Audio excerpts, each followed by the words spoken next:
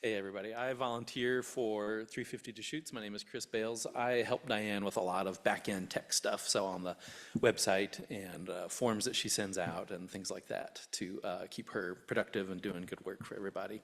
So I got an EV almost a year ago. In November of last year, I got a 2024 Hyundai Ioniq 5. I did a ton of research and I've learned a lot since I owned it. So basically, I wanted to share with you all what I've learned for anybody who's sitting on the fence, for anybody who's been thinking about it. It was a big deal purchase for me. The last time that I went to a dealer and purchased a new car was 1997 before. So every 30 years or so, I get myself a new car. And I love it. It's been absolutely amazing. And I wanted to share with you a little bit about what owning an EV is like. So what am I going to cover? Why EVs instead of traditional internal combustion engine vehicles? What are the benefits of EVs? When to consider an EV? Charging, joy, anxiety, and range. Oh my. And getting an EV, buying versus leasing, plus a few other things. Let's see. So what's the point of getting an EV, right? Let's cover that first. So obviously a big part of it is to reduce greenhouse gas emissions, right? I don't know how many of you know where the 350 comes from. And 350 Deschutes is having a target of 350 parts per million of CO2 in the atmosphere. We're currently over 400 and have been for quite a while, and it's getting worse. So anyway, that's where that number comes from. They're much more efficient than a gas or diesel vehicle, which I'm going to go into details here in just a minute. Less energy input is required to get the same amount of work out, or miles driven, basically. And that is true even if you have a dirty coal-fired power plant creating the electricity that is driving the EV. That still works out in the environment's favor. So to that point, here is a comparison of a traditional vehicle with an EV. So in the upper left corner in the orange, you can see is kind of the traditional gas vehicle. So with 100% of the fuel going in total, about 75 to 84% of that energy ends up getting lost. A whole bunch of it to the engine. There's friction, it gets converted to heat. There is, every time that you brake, right, you spend all this gas getting up to 35 miles an hour and then you come to a stop sign. All that gets burned off as heat by the friction brakes, and then you burn it again to get up to speed again, et cetera. The transmission, the axles, the gears in there, the alternator, all the stuff, right? But if you look at an EV of 100% of the fuel going in, you end up with a net of about 87 to 91% going to driving the wheels, whereas on a gas car, it's only about 16 to 25% actually ends up doing the moving of the vehicle, right? So it's way more efficient. This slide goes into a bunch more detail on it. The top, again, in orange, is kind of your traditional gasoline vehicle. And in this case, it's representing all vehicles in the United States. So there's an estimate that we burn about 8.9 million barrels of gasoline per day in the United States. So to make this kind of an apples to apples comparison, throughout the rest of the chart or slide, they use millions of barrels of gasoline as a measurement of power, not for emissions or anything else. And they even use it for electricity later, but we could have been in British thermal units or joules or whatever, right? But to make it easier to compare, they're looking at millions of barrels of gasoline required. So 8.9 million barrels go into cars every day. But really, with all the inefficiencies and everything that go out of the system, really only about 1.8 million barrels of that is producing true driving work on the vehicles. Okay, so now imagine you snap your fingers and you replace all of them instantly overnight with EVs.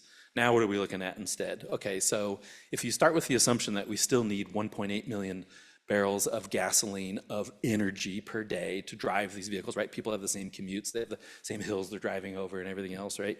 What would that look like instead? Well, so the gray one is replacing that with coal, meaning coal generated electricity. So it reduces energy use by 29%. So instead of feeding 8.9 million barrels of gasoline into it, you're feeding in the equivalent energy-wise of 6.3 or 2 million barrels of gasoline in terms of energy output. And then you have these efficient EV vehicles and you end up with the 1.8 million at the wheels. The yellow one is looking at methane gas or natural gas to generate electricity with. And in that case, you save 48% net energy use because you only need to feed in 4.6 million equivalent barrels of gasoline to get the cars going where they need to go. And then the last case is looking at hydropower. You save 77%. You feed in the equivalent of 2 million barrels of gasoline of, again, power. In this case, it's really ridiculous, right? Because it's electricity, but to get the same amount of work done. So massively more efficient. So again, why EVs instead of typical internal combustion engine cars and trucks? It's easier to improve fewer sources of mass electricity generation than millions of internal combustion engines.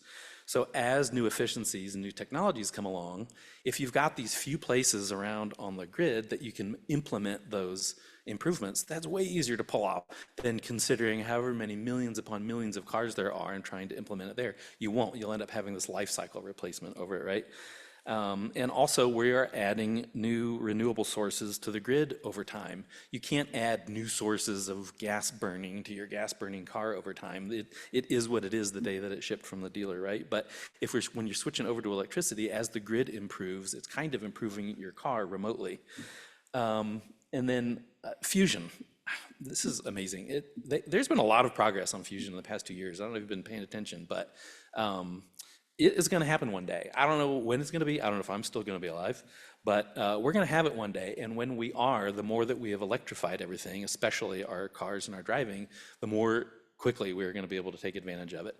There are a million other innovations that are coming along. Those are just to name a few. So people also fret about batteries, right? Oh, I've heard they're bad too. Labor, it's dirty. I'm not going to do that. Propaganda out there saying, oh, it's just as evil. There's no point, all this kind of stuff. So let's talk about that, right? So Reuters did a study that found, now this I think was based on kind of smaller European cars, but they found that it takes about 13,500 miles before you're doing less harm to the environment than a gas guzzling car. The DOE, Argonne National Library, did a study, and they found that cradle to grave, it takes about 19,500 miles of driving before your EV is doing less damage than a gas car. So the interesting thing, though, is when you buy an EV, it will pass that mark. I mean, unless you total the thing, it's going to make it to that number, and it's going to make it past that number. So it's just a hurdle. And so if you get started, I've already got 8,000 miles on my car. So it's not going to be that terribly much longer before I get there. And one thing is interesting, I don't know if they took this into account or not. I'm using my car for pretty much all city driving, which is way worse fuel economy in a gas car. And of course, the catalytic converter that helps with the emissions on cars only work when they heat up. And if you're doing a bunch of little tiny short trips around town, that catalytic converter hasn't heated up yet very much. And so most of your horrible emissions you're putting out of your gas car are in the shorter, colder drives that you're doing around town, which is exactly where I'm using my car for anyway. And the other thing you can do is get a used EV that has 20,000 miles on it. Guess what? Somebody else took the hit. They already did all the part where the mining and everything has been paid for, and every single mile that you're driving from here on out is going to be better than it would have been if you had gotten a gas-powered vehicle.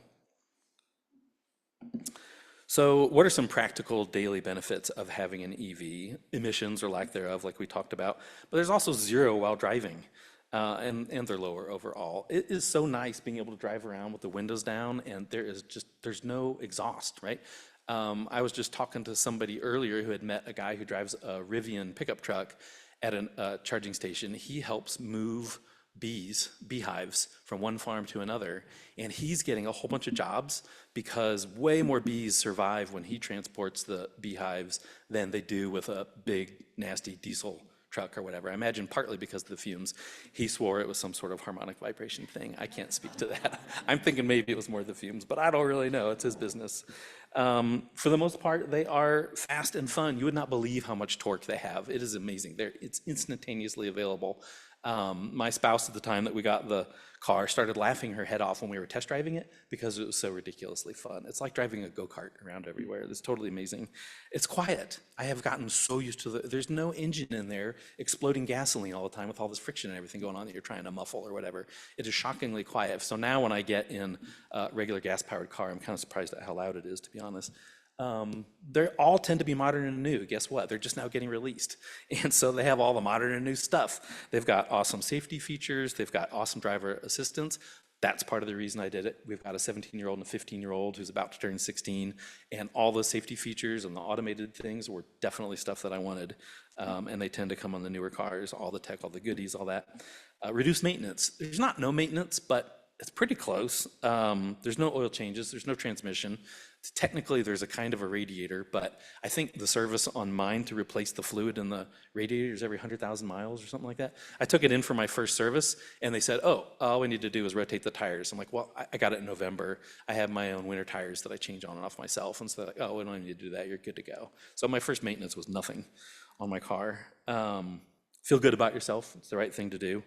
I remember, laugh when you pass gas stations and oil change places. I remember when I first drove it, I was driving past a gas station and I was thinking, oh my God. And there was a line there too. And I was like, I am never gonna be there with this thing, ever. Like, it's not even a thing that I look at. And then I passed a grease monkey and I'm like, there's another one. That part feels really, really good. And it's of course part of electrifying everything, which is one of our big goals. So charging range and anxiety, oh my, right? Let's talk about that. It's a real thing. The funny thing for me was, the vehicle that I ended up replacing with it was a 2008 Toyota Land Cruiser with a big, huge V8 in it. Between the size of the gas tank in it and the mileage that I only got about 259 miles, I think, of range when I had a full tank. My Ioniq has 304. So I actually have more range on my stupid Ioniq than I did on my Land Cruiser. So for me, the range thing has been a little bit different than I guess for most people. So let's talk about some use cases relative to range and infrastructure and stuff like that. So a bad use case. If you've got a truck camper and you're exploring remote parts of Alaska, probably not a good idea. Not supported, no infrastructure there, right? I'm being kind of facetious, right? But there are use cases where it just does not fit yet. I think one day we will electrify the roads and you'll be getting the electricity you need plus charging your battery while you're going down the road itself. Or maybe we only end up doing that on mountain passes on the hills or whatever. That kind of use case I think will end up getting solved one day, also because of battery innovation, which I'll talk about later, I think.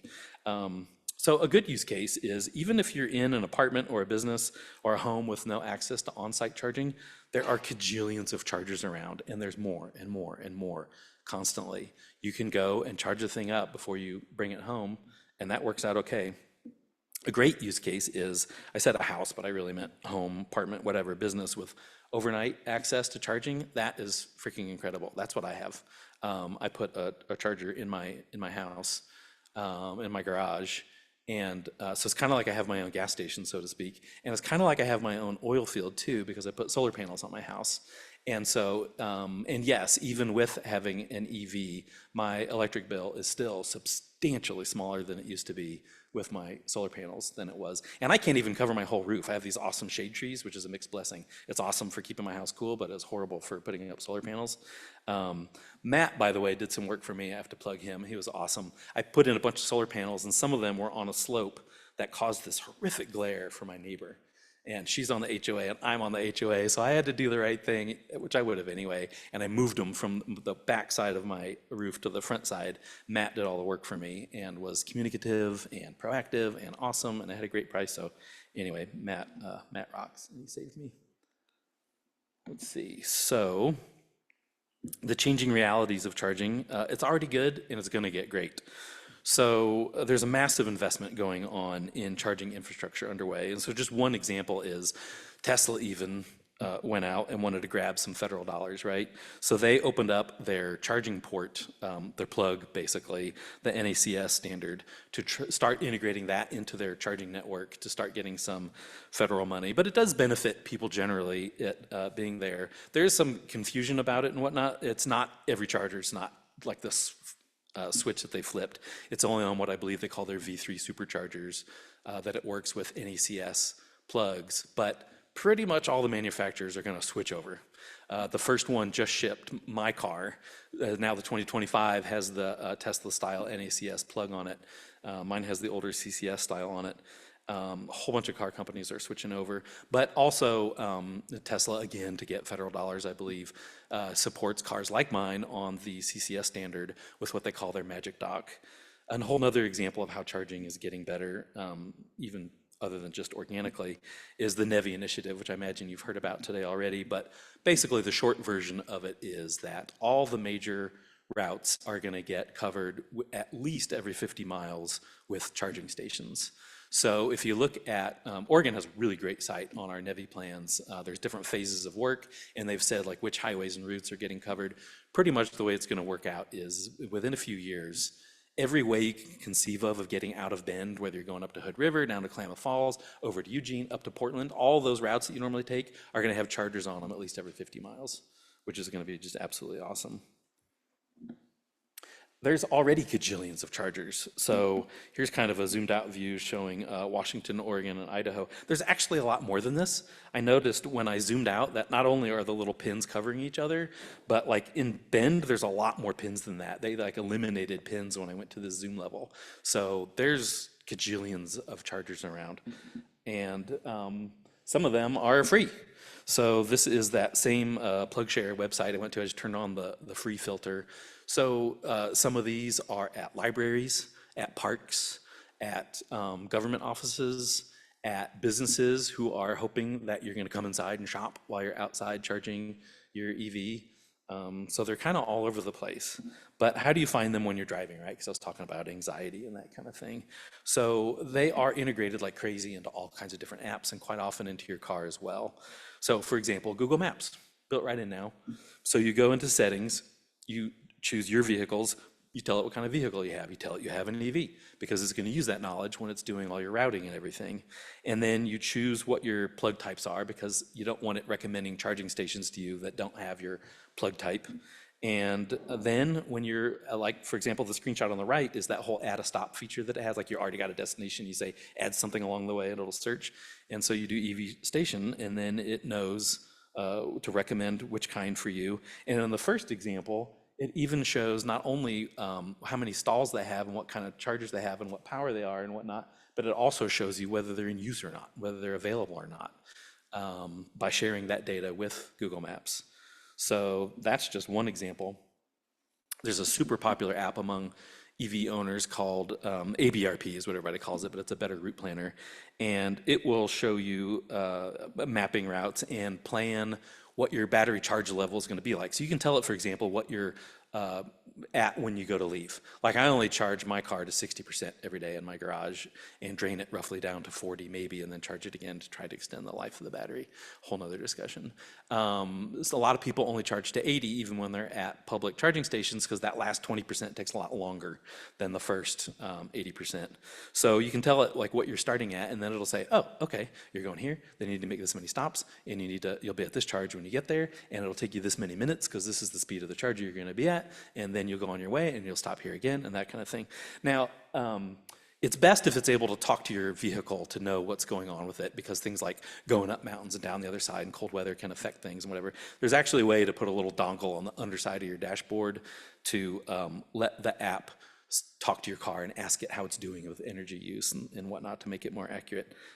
There are also beta testing ways for it to get that just kind of natively. But speaking of natively, this is a screenshot from an Ioniq 5, not mine. This is somebody in the Northeast. They have built-in navigation, right? A lot of people use CarPlay and Android car capabilities, but it's also built in. And the nice thing about that is that it does already talk to itself about the charge level and everything else right here. So this person is doing the route that you can see planned out, and there's two little blue flags where they need to stop and charge. They're starting on the left. I don't know why it's got a 1 on the first flag and then a charging symbol on the second. That seems weird to me. And the directions are kind of in reverse order, but that little black list of information there shows that when you take off and when you get to Auburn Mall in about 2 hours, you're going to have about 29% battery left when you get there. In 10 minutes, you're going to be up to 70%, go on your merry way. In another couple hours or so, you're going to get to Simon Carey. You're going to be down to 31, but you're going to charge up to 70. That should take you about 13 minutes. And then when you arrive at your final destination, you'll be at about 25% when you get there. Totally awesome. The other thing that's great about using the car's built-in navigation is, for those of you that don't know, when EV batteries are cold, they don't accept charge as well. It's much, much slower. And so But most EVs, not all, have the ability to warm up the battery so in preparation so that it's ready to receive a charge. So when I use the Ionix built-in navigation and it knows I'm going to be stopping at charging, it starts pre-warming my battery like 20 minutes, however long that is, before I get there, so that when I arrive, my battery is preconditioned and it's ready to accept a charge. Makes it pretty darn convenient. So a whole bunch of winter stuff, if this is an issue for you, you've been wondering about it, is available on this really awesome YouTube channel called State of Charge. I meant to put up a QR code. I'm so sorry that I didn't. But if you look up State of Charge on YouTube, you'll find this guy's channel. All he does is cover EVSEs and chargers. Totally awesome set of information. And he lives in the Northeast, so he's got a ton of information on winter driving. He's got at least one video, I think multiple, on the whole, what if I get stranded on the highway behind a closure? How many hours will my car last running the heater? He does a range tests on all kinds of different EVs, the Ford F-150, my car, others, where he does it on different temperature degree days. He does an actual drive out to like his mom's place in New York and back again and this kind of stuff. It's pretty awesome set of information if you want to check that out. Very briefly, again, just for those who don't know, there's AC versus DC charging. So AC, of course, is the kind of electricity you find in your wall, your average everyday plug. If you get a charger in your garage, that's pretty much what it's going to be.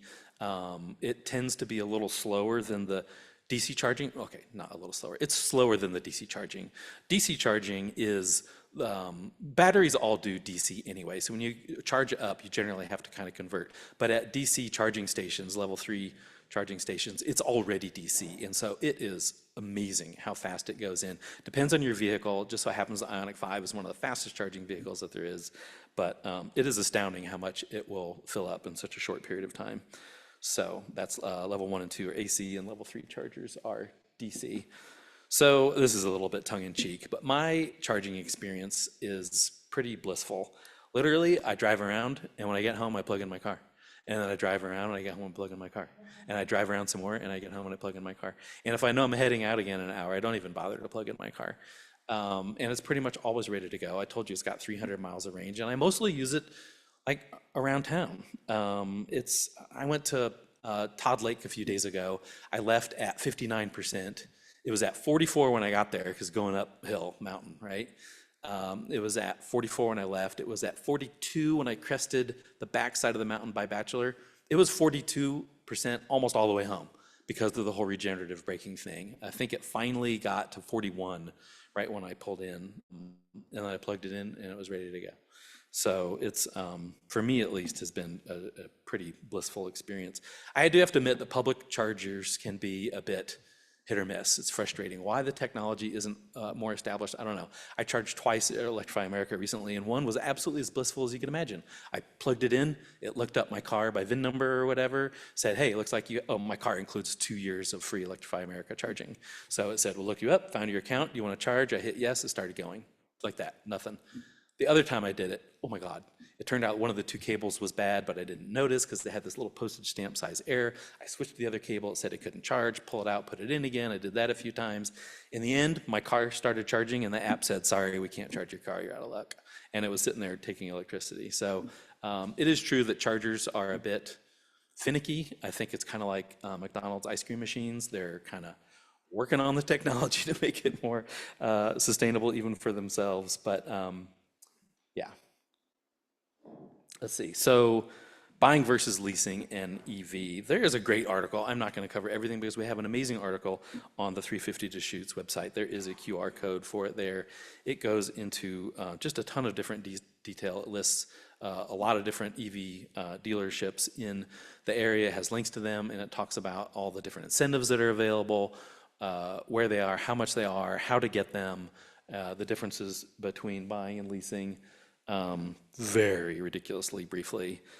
With buying, the incentives have gotten a little bit trickier. I think it's mostly due to our friend Joe Manchin, I'm not sure. But it gets a lot. And it took a long time for car manufacturers to figure out whether they were even going to be eligible or not, because there's really complicated math about labor being unionized or not, where the materials came from, where they were sourced, where the car was assembled, where the battery was put together, I think. And there's like these different allowances and grades and whatever. And so even figuring that out for car companies was pretty difficult. A lot of cars that you buy, EVs, do come with incentives, but not all of them do. But the great thing is for leasing, pretty much all cars get incentives. And the reason is that incentives for commercial vehicles are a lot more lax than for personal vehicles because of those same laws. And when you're leasing, you don't own it. They do, and so it's a commercial vehicle. And so it qualifies for those incentives, and they generally pass those on to other people. The other thing is, too, if you're sitting on the fence at all, is with a lease, you can walk away, right? A typical lease, you can either decide to buy it, or you can say, no thanks, or give me a new one, or whatever at the end. So it's an interesting option. I'll just end with, if you are on the fence or wondering, again, and I'm not sponsored in any way, shape, or form by these guys, but there's this amazing YouTube channel called Out of Spec Reviews, and they have, I think it was, 900 and something videos at the time. They review every EV. Pretty much if an EV exists, they have at least one, if not 10 videos on that particular vehicle. You can tell they're not sponsored because they rip on EVs all the time about these things are great and these things are totally inexcusable, and here's why and whatnot. Loaded with information. So if you're on the fence at all, you've been thinking about one or what model to get, I would definitely recommend going to Out of Spec Reviews on YouTube and looking up the particular vehicle you're interested in. That is all I have to say about that. What? Oh, thanks. You guys have any questions? One question. Okay. I don't know if you have like exact stats on this, but roughly how much cheaper is it to charge? I know you have like the free Electrify America. Yeah. If you didn't, how much more expensive roughly would it be to charge somewhere else besides your own home? It probably Right. varies a lot, but if you have any thoughts on that. It does vary a lot. I don't have stats on it specifically. My experience has been really positive. I don't know if anybody else here, we've got a lot of experts, has any hard data on costs of using the different. Yeah, the last time I filled up at Electrify America, it did tell me how much it was going to charge me, which was good, I guess, because in 2 years, it's what I'm going to start facing. I went from like, I added about 150, like 50%, let's call it, to my vehicle, and it looked like it was going to be 18 bucks, I think. So it wasn't too bad. Yeah. Sorry. I know there are sites that have that information, but yeah. Yep. All right, thanks. Thank you, Chris.